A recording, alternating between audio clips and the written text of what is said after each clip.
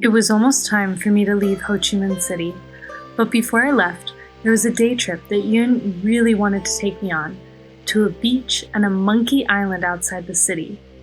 And that sounded like an adventure, so of course, I was in. We hopped in a taxi cab in the early morning. I brought along my morning coffee. Our first challenge of the day was finding the right bus. Even she had trouble figuring out which one would take us where we needed to go.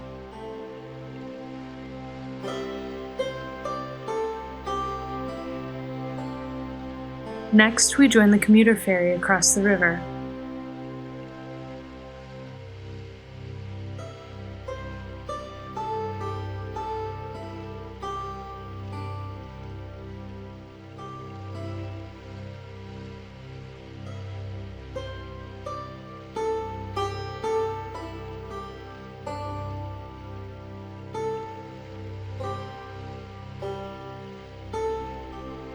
That brought us to another bus that took us farther yet from the center of Ho Chi Minh City. Our route took us down an expansive multi-lane highway, but the road-to-vehicle ratio was quite strange. We were one of the only vehicles on it, and as we rode along, we bumped and jumped in and out of gaping potholes. Many passengers cycled through as we rode out to our destination. One of the most interesting was a basket of chickens. Yes, chickens, that a man brought with him on the ride.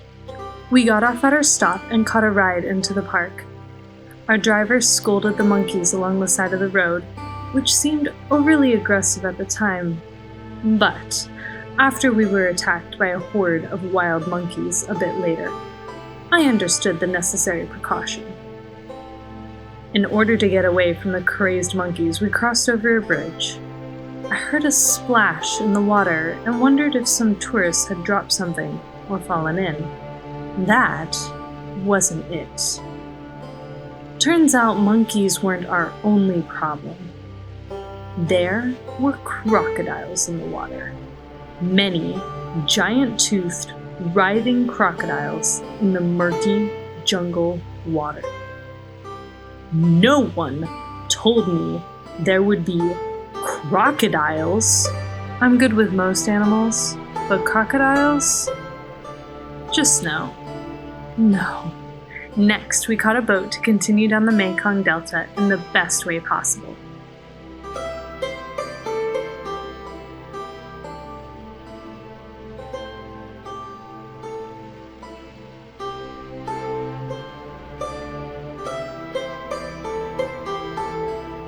Our driver saw us laughing at the turns and speed and decided to have some fun, showing us how fast he could take the turns between the twisting jungle routes.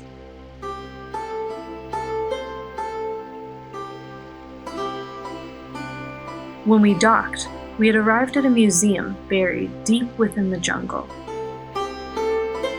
This museum was like going back in time, showing what the back jungle camps looked like during the war in Vietnam. Jungle conditions were rough. Supplies were limited. Food and water were hard to come by. And the water that was all around was breeding mosquitoes full of disease, hiding landmines, and other dangerous creatures, some of which were still there lurking beneath the surface. Now, to this day, I'm still not sure if this guy was real or another sculpture to illustrate the danger. Either way, it was about 7 feet long and only a few arm lengths away from me, standing on a little bamboo bridge. A man saw us walking through the museum and offered to give us a personal tour. He showed us how the Vietnamese soldiers would deconstruct and make new bombs. A very risky process. His kindness and jovial presentation were a stark contrast to the subject matter he had to present. We took a boat ride back through the delta.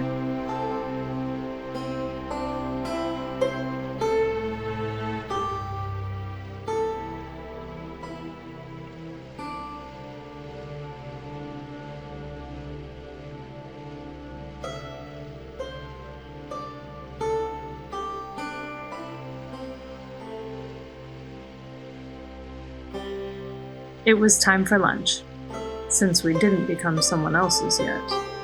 We went to a fresh seafood market where you could buy literally anything that swam, crawled, or slid across the ocean floor, and have it cooked up and delivered to the table.